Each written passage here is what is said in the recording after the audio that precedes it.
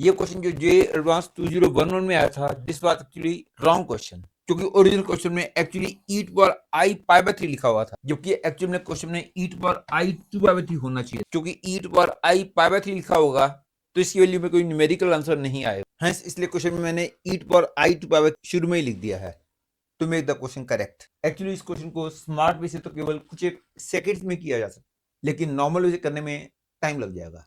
Normal way difficult नहीं है लेकिन लेंथी है। स्मार्ट वे सिंपल और शॉर्ट दोनों है।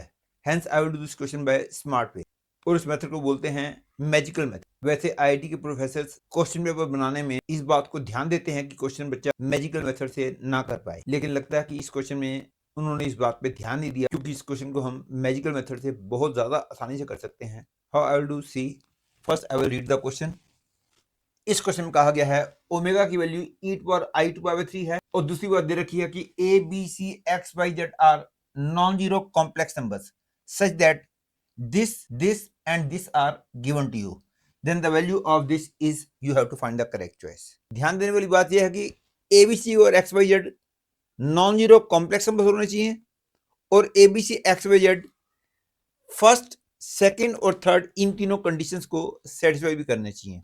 For simplest case I take the value of A as 1, B as 1 and C as -1, and with the help of this you can find the value of XYZ also which will satisfy this condition। ध्यान रखो, मैं A equal 1, B equal 1, C equal 1 नहीं ले सकता, क्योंकि A B C तीनों 1 ले लूंगा तो Y की वैल्यू 0 आ जाएगी, Z की वैल्यू 0 आ जाएगी, जबकि क्वेश्चन में कहा गया है A B C X Y Z all the 6 are non zero.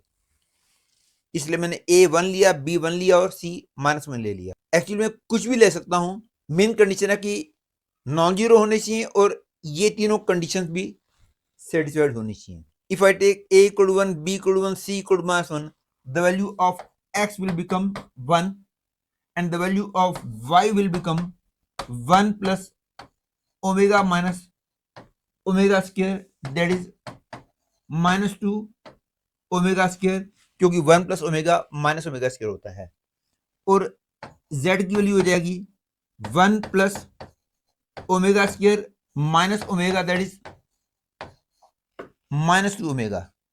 Hence we have got the conclusion that X 1 है, Y -2 omega square है, Z -2 omega है।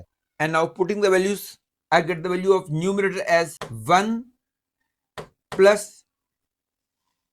mod of -2 omega square will be written here.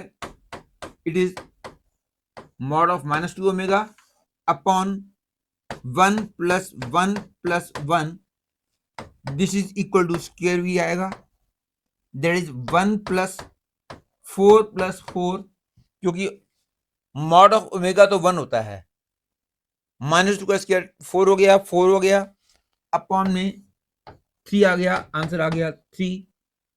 Hence the answer of this question is 3।